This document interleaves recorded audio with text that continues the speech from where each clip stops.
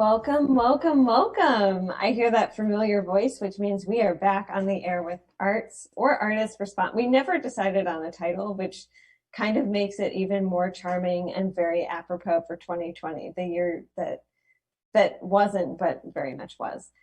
So welcome, I'm Lucy Gellman, and I'm the host. This is Arts Respond, a collaboration between WNHH Community Radio and the Arts Council of Greater New Haven, where I edit the arts paper. I'm very excited today to welcome Salwa Abdussabur. Salwa is a multi-hyphenate artist, activist, organizer in New Haven. They were far away from us on the West Coast for a little while, which we can talk about, but we have them back right now. And selfishly, I feel very lucky. So Salwa, welcome. Thank you so much for having me, Lucy. Thank you for coming. So this is going to be a conversation about many things. Salwa, as some listeners or viewers may know, is the curator, organizer. What word do you prefer, Salwa? I guess you could say curator for the first annual Black Haven Film Festival, submissions for which are due on Election Day, November 3rd. It's an easy day to remember, which will be happening on November 20th at Concat. So we'll get into that, but I actually want to go backwards to go forward. So Salwa, I feel like I've known you for a minute. First time I met you, you were performing poetry at, I should say they are also so in being a multi-hyphenate artist, also a spoken word artist, singer, songwriter, performer. You were performing poetry at the New Haven Museum. So let's talk about, I guess, your journey from LA back to New Haven, which wasn't entirely planned. But I would venture to say you're making the most of it. Oh yeah, 100%. First, I think that not a lot of people know that me and Lucy have like a special relationship because like from that first performance at the museum, that was like one of the kind of first, that was like a catapult for me. And Lucy has been by my side ever since. So the growth, they've seen the growth, they've seen the struggle, they've seen the not so great performances, and they've seen the performances that hit all the way to the sky. But I would say there are no not great performances. I just want to make that clear. Looking past, so my best friend's birthday just passed, and I recently been just like reflecting on self and being like, wow, I've been through so many versions of me. And for community to stand by me through so many versions of what I've seen as ups and downs. Thank you, Lucy. I appreciate you. No, for real.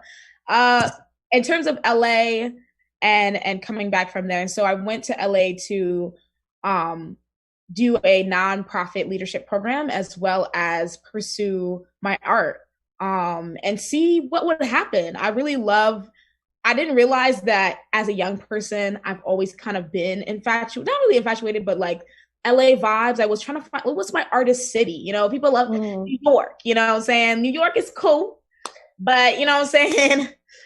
It's a little grungy for me. It's a little grit. You gotta have a lot of grit to sustain New York, or Atlanta, or should I go to Philly? A lot of poets hit up Philly, and they have amazing spoken word down there. But I wanted to see LA, and this opportunity was really fire, and I really wanted to I wanted to continue to grow those two skills, to be able to love and grow my art, as well as like love and grow this part of me that so desperately wants to continue to community build. And I think that's what I've learned through this process in the last couple of years or the last year that I was in LA was 100%. I found myself in a community and I have built a community of artists and activists. I lived across the street from this phenomenal bodega that was a nonprofit that gave out food to folks who are part of the homeless community, and the groceries were $1, and I would get mushroom coffee for $3, and it was just like that community. I just fell back into that beautiful community building of art and activism in that really awesome way. And so that was really, really dope. Of course, due to COVID, I'm back. But I really felt like, and there was a lot of things brewing for me in LA, with so many performances that I was, set to perform at and potentially go on tour with this amazing group. But I knew that those things were being like set, not really set away, but like put a pause on so that I could incubate something, that those things were being incubated, but I needed to come back to do something. And I really feel like, I need to be here now more than ever in my city, because I know it like the back of my hand. I know the politics like it's the back of my hand. I know what the community needs. I know what we need to push for. And so it's been really amazing, fulfilling, and just like, also, I know it's fulfilling, but like, I feel there's so much to be done. There is, so especially in my neighborhood and all the meetings that we've been having around community safety. And so I've been all in it. I've been diving in. So yeah, and we should say for listeners who don't know, so Salwa, you were recently in an article, but your neighborhood is Beaver Hills, yeah. Which is I think I love Beaver. I'm super biased, but I love Beaver Hills. I think mostly because I just really love Edge of the Woods, and that's how I'm a walker, so I walk through Beaver Hills to get through Edge of the Woods, get to Edge of the Woods, which is an amazing grocery store. But it is an amazing community. It's also a community that is very racially and socioeconomically diverse. And there have been a number of community conversations, including one last weekend where you piped up, you were like very present and you piped up. So talk a little bit about how your own work in Beaver Hills, I know you've been doing a bi-weekly program called Freshen Up Fridays, how that dovetails with your vision for making it a more welcoming community, a safer community, and a community where dialogues are happening between folks. Yes. And that last part is so essential, because in the last couple of weeks, attending these meetings and being involved, I see that is the core of what is missing in our community, is the dialogue. The fact that recently I've been connecting with people and communities in my own neighborhood I never even would have thought to connect to, or wouldn't have been able to if it weren't not for this time. And it's been it's just not even fulfilling. It's been such a mind-blowing experience, being like, wow, like you grew up like right across the street or right around the corner. We've never made these connections, particularly in the Jewish Orthodox community. Yeah. So it's been powerful. So I do Freshen Up Fridays, where I bring the community together to participate in community stewardship. I love that word, because community service people are like, oh, well, it's been co-opted by the government. No, thank you. Yeah, or people think it's like Meals on Wheels, stuffing envelopes. Yeah. So I feel like it's been there's, community service has so much tied to it, but community stewardship is really the core of what Freshen Up Friday really wants to bring to Beaver Hills and inshallah into other neighborhoods, which I've been having talks about. And so we come together, and really that idea started, I've been having this idea for a while. And I think recently, with moving away, coming back, and really seeing how New Haven is such a time capsule, and how the historic, I don't even say influences the institutions have had, racial institutions have had in the streets. There's such a visual economic gap between streets. Yes. I grew up with that. Growing up, I remember driving through Winthrop and being like, we're getting out of the dark side. But there's so much racial attachment to that. And this is me, a young person, really I'm trying to put together, why does this street look different from this street? And so I felt like with Black Lives Matter happening, and I was being really like overwhelmed with the emotion. I could not go to the protest because I just had a baby niece. So beautiful. Shout out to Amina. And I had to come up, I had to feel like I had to do something. And I felt like we needed to get back to the basics being like, love thy neighbor, show up for thy neighbor. And by doing that and creating a space that we can social distance and have our masks, but still like talk and, update, and so many different people, we've had former police officers come. We've had people from different neighborhoods in Worcester Square and Waterbury. And like, there's so many, and it's a really dope time. I could go on forever. Yeah. Yeah, that's Freshen Up Friday. And yeah, I think the dialogue has been like an essential part in that. And we've done green spaces. We did the roundabout and doing maintenance on that. We've done cleanups at Gulf Street. We've done cleanups on Winthrop, but we're specifically focusing on neighborhoods that are underserved, our Yeah. streets that are underserved in our neighborhood, because we know that my street gets Sweet Street more than the street not too far on the other side. And so we're dedicating that time to build those relationships and hopefully remove this gatekeeping of information, gatekeeping of experiences, and it be a proactive solution to a long-term issue that we've been dealing with. Yeah, and tell me what some of those dialogues on the ground have been. So a couple weeks ago, Emily Hayes ran a piece in the New Haven Independent, and I was so excited to see it. And people were talking about, why they came out, what sort of drove them to come out. But tell me about some of the meaningful conversations that maybe you have had. I would say really just sharing about days.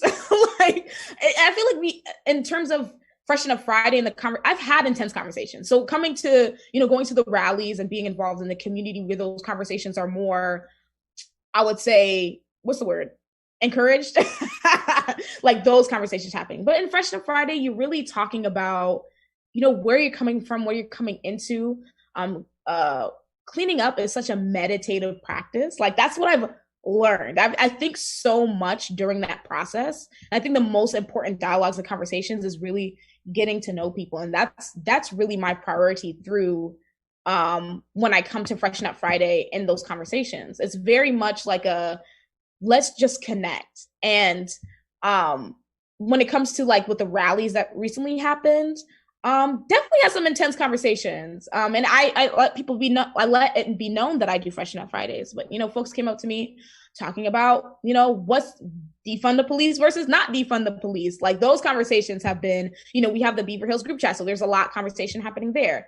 And so those intense conversations usually happen offline, in an individual conversation or in these like rallying place, and people have been super responsive, super respectful. And I hope to get more into these conversations, which is why I've been thinking about doing a Freshen Up Friday podcast where people can come on and we can have what does it really mean to be a neighbor? How do we reteach ourselves? How do we unlearn, like just hunker down and be in this place? But I think also grievances. I've walked through communities and people have been expressing to me, I haven't seen the city here in all this 15 years since I've been here. And, and those are also super important to me. When I get to hear people get a chance to tell somebody who cares, like who legitly cares, like what do you want to see in your neighborhood, or what have you seen, or what haven't you seen? And a lot of people have been talking about what they haven't seen. And so it's been cool to pick up the baton, because this isn't something that's new. This is something that has been done by Nan in the neighborhood and has been done before. But it's really the most important aspect of it is consistency. And that's what I've been every single time. Like even on the days, there's been Freshen Up Friday days where I'm like, bruh, I just want to go to sleep, but have showed up and they've been like, yo, I saw your New Haven Independent article, I came through, or oh, I saw this and I came through. Like that recharges me. So I think, yeah, just allowing people to share their stories with me, how long they've lived there, all this stuff, and then also just like grievances and like being like, yo, this is where I'm coming from, this is how long I live here, this is what's up. And so that's been helping me really connect and see what needs to be served the most. How do we target this? And do you feel like it's a both and, as far as, so as you're speaking, I have this really vivid image that's in my mind. And so it's last year, it's around mid-April, and I have an image of you in a checkered jacket climbing a light post downtown on College Street. And it was before blocking the entrance to the highway, and you were protesting the officer involved I feel like officer involved shooting is like a white people way of saying the cops shot at someone because of the color of their skin. So I'm just going to say that. But the shooting of Stephanie Washington and Paul Witherspoon earlier that week. And so do you feel like it is really important to have both of those things at the same time, because this summer has seen so much protest in New Haven. And I would say like very, very moving protest. I get a little bit emotional when I think about, people walking down Whaley Avenue and what does it mean to block traffic, which happened, I think 3 weeks ago. Mm. Yeah, no, 100%. I appreciate you bringing me back, because that was a real moment for me. I think that was probably one of the most, that time there was a lot of intense protests happening, and I think when I believe it was Stephanie Washington, when that happened and the protests that followed, because there was like a week where there was just like boom, boom, boom, boom, like 5 days. Yeah. Yes, 5 days. And I was there for almost every single one of those days, and Hamden and all those places. Whew, that conversation is essential. And I think that for me, I think those conversations are mad essential to have in our neighborhoods right now, especially as we talk about like, how do we remedy or band-aid violence right now, and the need or the ask for more police, and not making it like a versus battle. Like I feel like I've been feeling like a lot of versus battle energy in my neighborhood, and I feel like now defund the police has become like a racialized term, like, well, we don't want those defund the policers or whatever, and it's like, oh, hold up, there's so much under this, and we're not going to act like there's not. Like, so I think now more than ever, it's essential to bring that fire. And I feel like to be brought back to like, yo, remember you used to like protest and climb these poles and like, be doing the dance in the street, like, getting folks excited and directing that energy into like community stewardship has been mad of a shift, because it's like your listening ears have to be on lock. Like your listening ears, and you have to have these conversations. It's now you're not like walking through the street and you're like, proclaiming your presence. You're proclaiming your presence, and then you're also like having your listening ears open, or like showing up in a way where it's like, okay, how can we have this conversation? I don't know if that answers the question. I feel like I got lost a little bit. No, it totally does. And it's like, it's layers of, this is like one of the reasons I love New Haven, but also one of the things that makes New Haven really complicated, because you've got a big castle in the middle of the city with a $30 billion endowment. And that's why 42% of the city is off the tax rolls. So 60% in all is off the tax rolls. 42% of that is Yale and YNHH. But I don't want to be a dork and talk about numbers for the whole episode. But then at the same time in Beaver Hills, specifically, that's a complicated neighborhood, because I think that Jews sometimes, and I'm saying this as a Jewish person, we sometimes separate ourselves from a very real history of oppression in the United States, because at the middle of the 20th century, something happened with most Ashkenazi or European Jews, which is they effectively became white and moved out of model minority status. And that also plays out in Beaver Hills and other areas in New Haven and other areas in the country. But I want to talk about Black Haven, which is the inaugural Black Film Festival in New Haven coming up, which is so exciting. I know, I'm like, I'm ready for it. So tell me a little bit about this, because I remember when it was like a rumbling, and then all of a sudden it was here. Submissions were here. Yes. So I feel like we talk so much about like community activism, and I can dive so deep into that. And sometimes it might even be a scapegoat to the fact that I love being an artist, and that art is so close to me. But I'm an artist, and I love my city, and I had the privilege of working with young artists in New Haven for so long, and knowing that there is such an abundance of talent, and also like navigate through so many amazing underground art scenes, especially for Black and that was specifically safe havens for Black and brown folks. So I feel like Black Haven is now that time to put the platform out. I'm so honestly, it's a privilege to be able to create this platform for Black artists, especially for artists in film, media, and theater. That's been long co-opted by racism, long co-opted by misogyny, long co-opted by classism. In New Haven specifically, like the gatekeeping, the all the halls we gotta go through and turn, and it's wild. My best friend is an actress and has been doing this for a minute, and so I've witnessed how Black folks have to dodge in this area. So Black Haven is a short film festival where 10 Black artists, Black creatives will be selected. There will be a submission open for short films from 1 to 5 minutes. The theme is Black stories and Black liberation. We made it so that it could be something that is fluid in general and something that everybody can relate to for all the applicants that are applying. As long as you Black and you identify as Black, that includes Afro Latinx, like with all of that. Like if you're of Black experience, you're down to submit. And then you will receive, the 10 folks that are selected will receive $250. So you're not cash money during COVID, headshots, and they will get their video premiered at Black Haven Short Film Festival Day on November 20th, which I'm so excited to have it at Concat. That's an amazing organization, and also will have the orchard open at the time. So come get your delicious food, because they make some bomb shrimp and grits, because that's what I'm looking forward to. Period.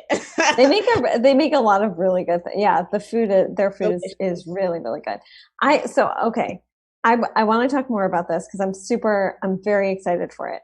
But I want to move back and actually talk about that issue of gatekeeping in New Haven, specifically for folks of color and specifically for Black folks. Like, this question it's something that Puma Simone addressed earlier this year in their 2-part series Black and Blue.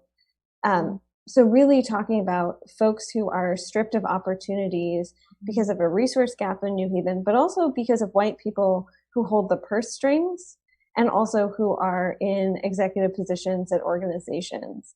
And so, Salwa, what has that looked like? And, you mentioned you've been hearing about it for years, but I want to know specifics, because I think that it's something, going back to a fundamental lack of dialogue in the city, it's something that isn't discussed enough, even though we now are very lucky in the city to have Adrienne Jefferson, who's the new director of cultural affairs, and she's amazing. And she is incredible. And she has been talking about, what does it mean to actually have an equitable framework for the city? And what does that look like as far as people abdicating power and also people stepping into power and funding organizations in a different way, organizations and artists in a different way. But what has that looked like for you? And I guess, what do you think the fixes are? For me, that looks like, I remember somebody told me, I remember talking to somebody about this organization that has, or this collective that had started. And it was a collective of folks that did not have that much diversity, if not no diversity at all. And they had already received at least $20,000 in grants and didn't even have a mission statement. And in New Haven. And so I carry that. And there's a lot of situations like that, and feeling like, for me as a Black artist, I have to have everything down to the last detail prepared. In terms of my resume, experiences, recently I was asked to do a performance and I landed my quote and they were like, hey, well, because you don't have, they were asking for Black and brown artists. Black artists specifically, and had my name. And they had asked, I had set my quote and they were like, hey, so because you don't have nothing on Spotify, that's a little bit much. And I was like, wait, hold up. What happened to what happened to this Black and brown artist, like Black artist support? Like, I don't have, at the time recently, it wasn't until recently that I had access to the recording equipment that I have now, and I had to pay out of pocket. Like, oh my gosh, that stuff is expensive. Like, so there's been so many barriers in my artistic creative process and just like growth, just due to not being able to have access to the tools because they're either too expensive. I either feel like, or if I was to go to an organization and I didn't have every single credential down to the T, that I wouldn't be able to get that grant, or I don't know how to apply to a grant. It wasn't until recently that I, even have an inkling of an understanding of how that I, one, could get grants. Like I recently was telling my little brother, hey, like if you have an artistic project, you can get people to pay for that for you, right? Like I did not know that. And a lot of times, oftentimes in New Haven, there is such gatekeeping. And I think it's because our city is so small. And then also like pitting Black and brown folks against each other, because there's these general grants that everybody is fighting for. And then there's these very, very small amount of grants that specifically are directed to communities of color. And then there's even more like fighting and tension and versus over that.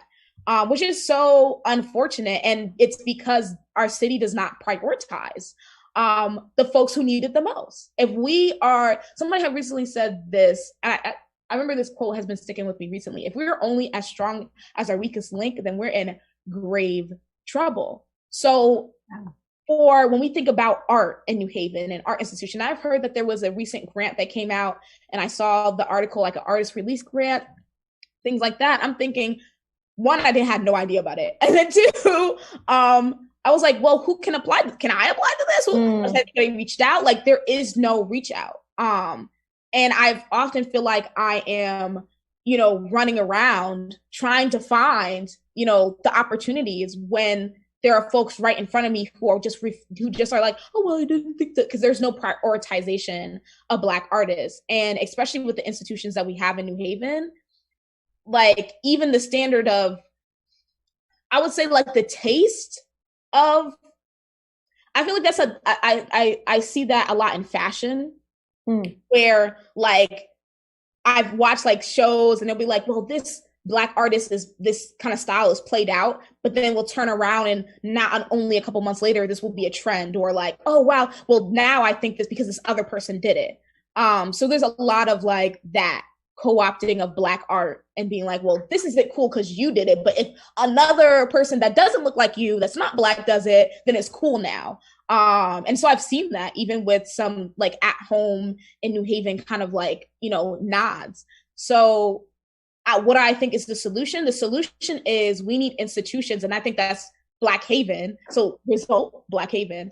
Yeah. We need institutions in New Haven who have historically participated in racism. So all of y'all, and historically participated in the suppression of Black art, which is so real. And I hear stories from elders who are artists about how people haven't participated in that, to commit to abundantly funding Black artists. And what they'll say is, well, we don't know where the Black artists are, or this artist isn't, there's this idea that Black artists, and I feel this so heavy because I try so hard to be like extraordinary, excellent, or like above average, and all Black folks feel like they have to do that. And artists, but then if they're not to white standard Black excellence, then they don't feel, well, this is too much of a risk. Well, how about you give us all the resources we need so that it's not as much of a risk for you anymore? Like, yes. And I look forward to that time. And I've been having these conversations, and that's the conversations I've been having in Black Haven, is reaching out to institutions that have historically either not been funding the community or funding Black art to be like, yo, y'all probably sent out a Black Lives Matter email. Mm-hmm. So as an institution that supports art, funds art, has a platform to create these projects, how about you give us sponsorships for Black Haven to specifically have a pipeline of Black artists who will not only just be celebrated during this time, but I'm hoping and committing to being able to see these folks through, to connect them in ways that I had to learn on my own that nobody told me. To be like, yo, so you had this idea for this video or this short film or this long film or whatever. Did you know that Long Wharf? Did you know that Collective Consciousness? Did you know that Bergamos? Did you know that? That is what we need. We need to completely tear down this wall that we put up of like, well, we're gonna do, and also designating Black artists to be that one Black artist. I don't want to be that one Black artist. I am, and I refuse to, when opportunities come my way, to be like, I can't do it. But I'll be like, hey, no, direct it towards this person is really amazing. And let's direct it towards this person. There's room for everybody to be operating at this level. It just takes folks like me and also Black and brown leadership, because there's Black and brown leadership within these institutions that need to start putting the pressure on, who've been, brung in to be, you're the diversity, but like, how are we opening it up? You know what I'm saying? And we're not complacent in our position and complacent in, now we've in institutionalization. We gotta think critically. So that's what I think the solution is. Just being mad anti-racist, and that will break it. Yeah. I want to remind listeners or viewers in this weird COVID, Zoom, Facebook, whatever world, that this is Arts Respond or Artists Respond. We never decided on a title, which is very on brand for 2020, with me, Lucy Gellman, and them, Salwa Abdussabur, on WNHH Community Radio 103.5 FM New Haven. We're a collaboration with the Arts Council of Greater New Haven.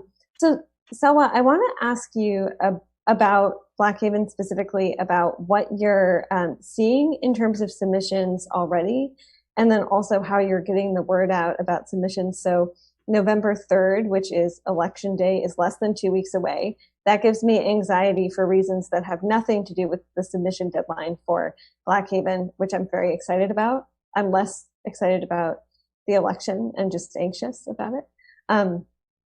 But tell me what you're seeing and what you're hoping to see from the community, and then what the timeline is going to look like between November 3rd, so when you have received all the deadlines, and November 20th, when you're presenting this festival. Oh, I think you're on mute. No, I'm not. Very soon. So far, I haven't checked the artist submissions for today, because I've been letting it roll for the week. And hopefully when I click in, I'll see some amazing submissions. But right now, I have been making it my mission. And I just was talking to some amazing folks on my team. Shout out to Danessa. Shout out to Ashley of CT Core. Shout out to Raven of CT Core. Shout out to Kamel. Shout out to Brianna of UConn. Amazing artists. About doing specific outreach, because I got that organizer background, so I'm not the type to just leave it in the interethers and just let it happen. I know that New Haven is a talk city. You got to let them know. So I've been sitting down with artists. Recently had to sit down with artists and be like, yo, what do you need to make this happen?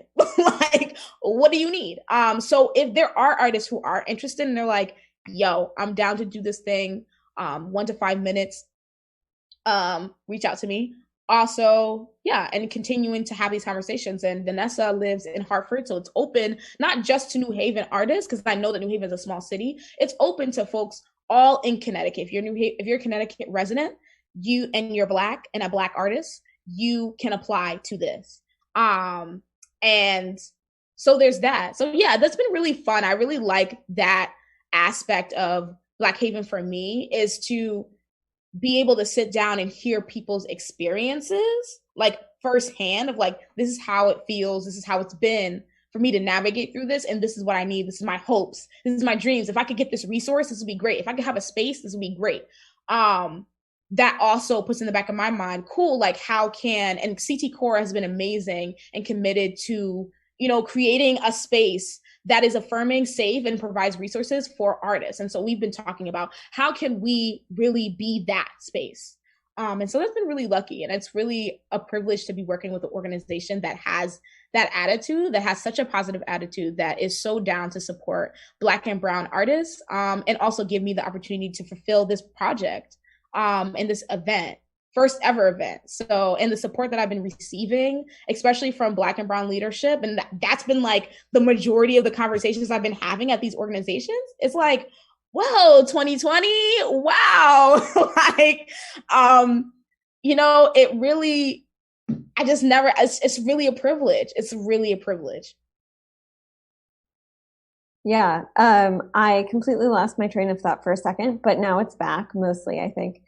So this is a question that I often ask artists, and to you it might sound like a duh question, but I have heard folks as recently as a debate between contenders for the state senate earlier this week, say, one, there shouldn't be any sort of like state funding or federal funding for the arts, which I disagree with.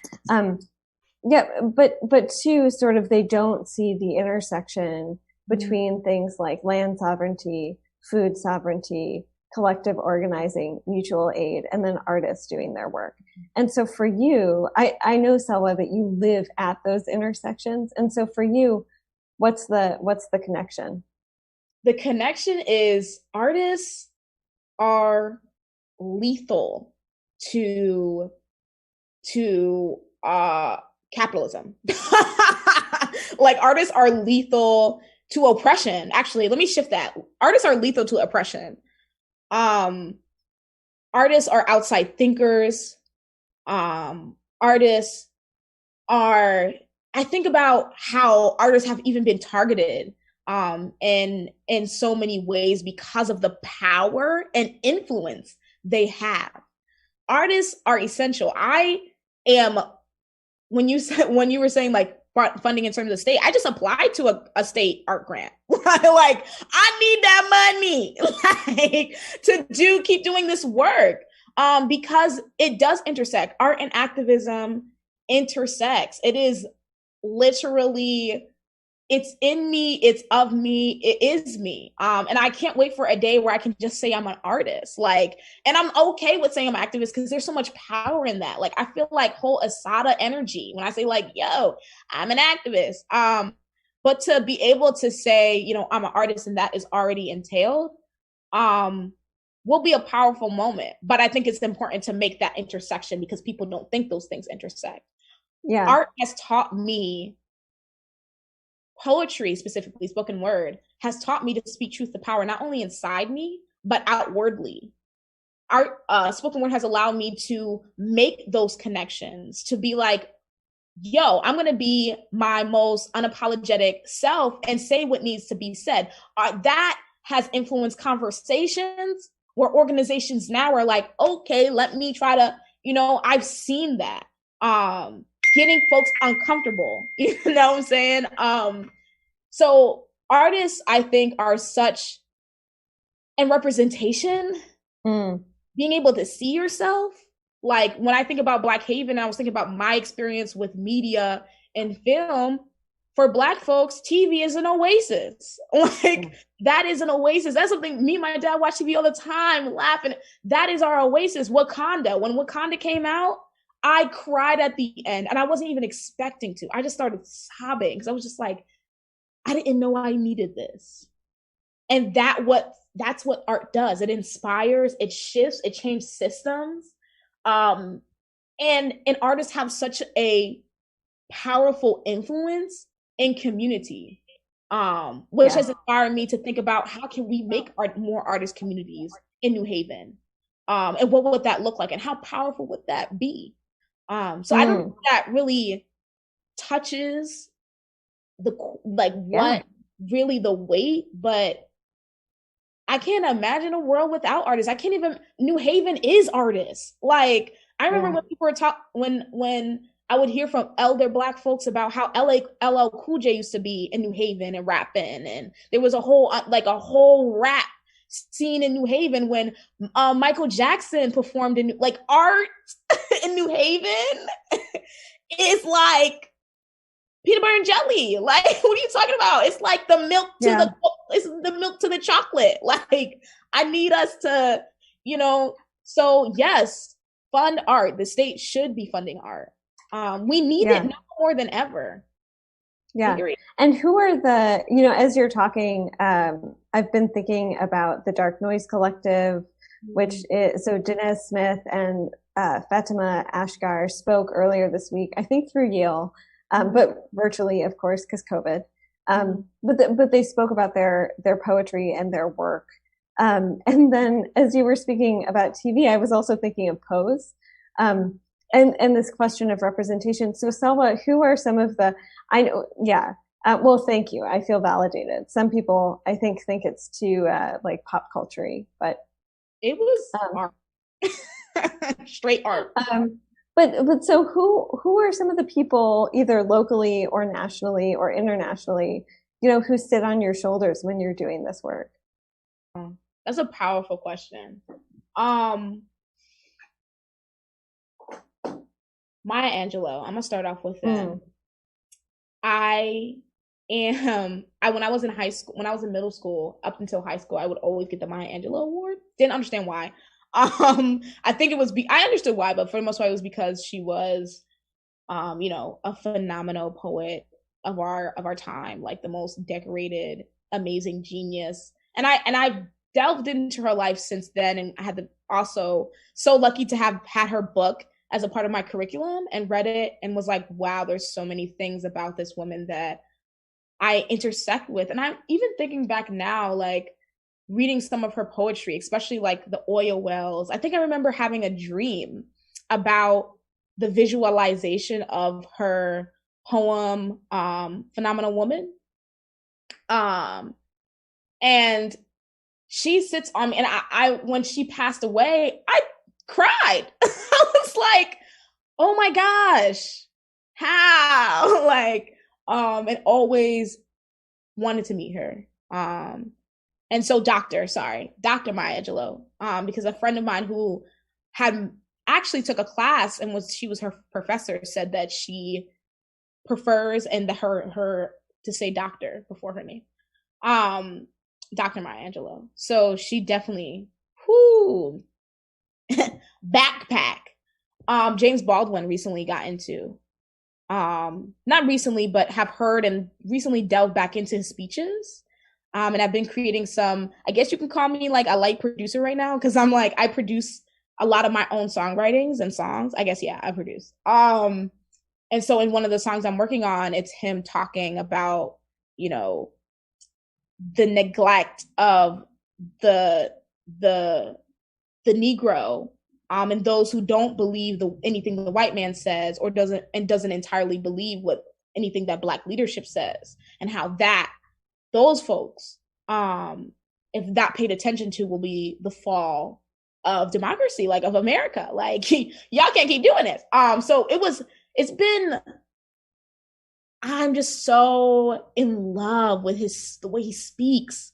And I was watching I'm Not Your Negro, and his experience and why he went to Paris, and that experience for him, and how he lived through Malcolm X and Martin and all these, and his role as an artist, so powerful for him to be like, I've accepted that my position is to be the storyteller of these people that will not and have not lived the life or to the time of life that I have. And I think that has taught me so much about where my path is going down.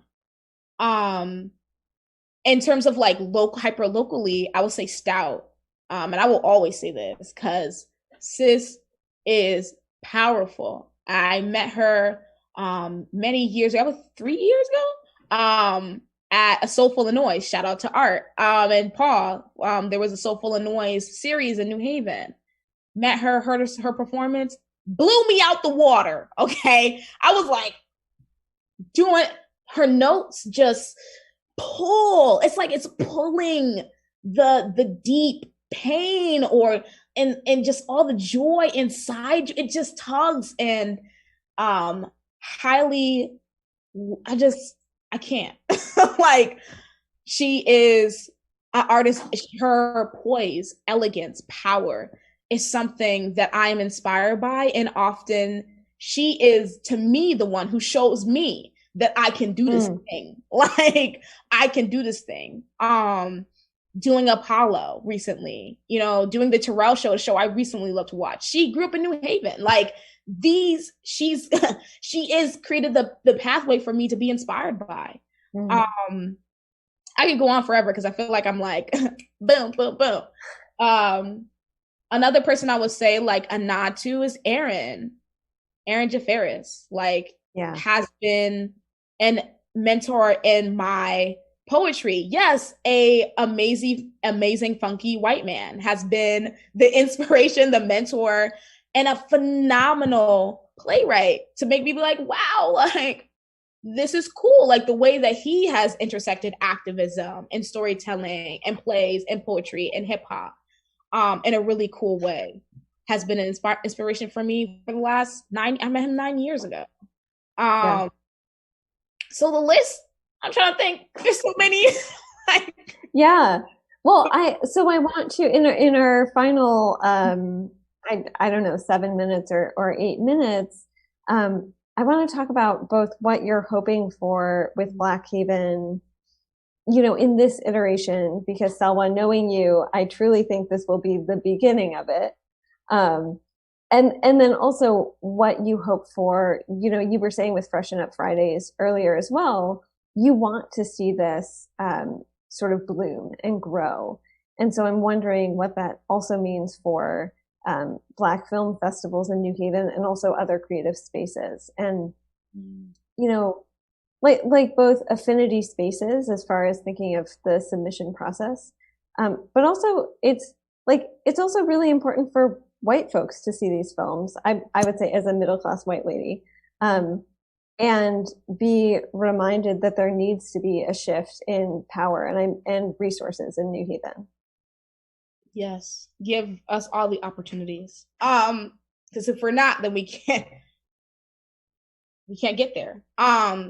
So in terms of, I'll start off with Fresh and Friday and then lead into, because that leads seamlessly into Black Haven.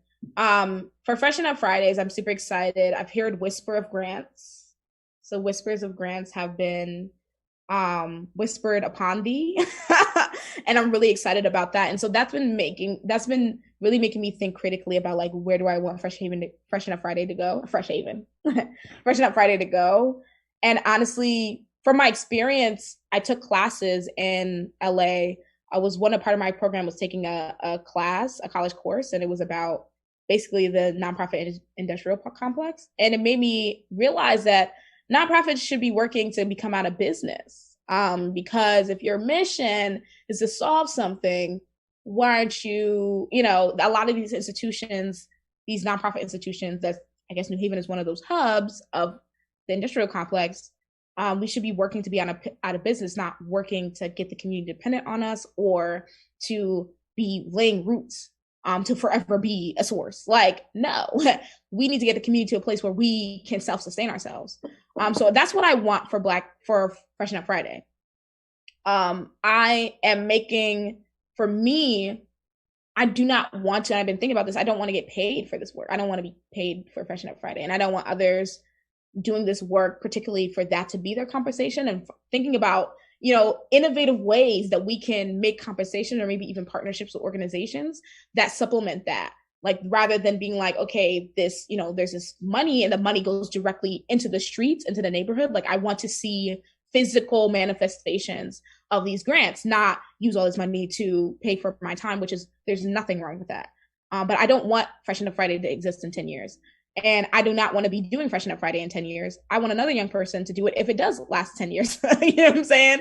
So that's that on that. And I'm really, I'm so excited to keep dreaming about how can we continue to, make our neighborhoods a place that we feel like just excited to go through and be in.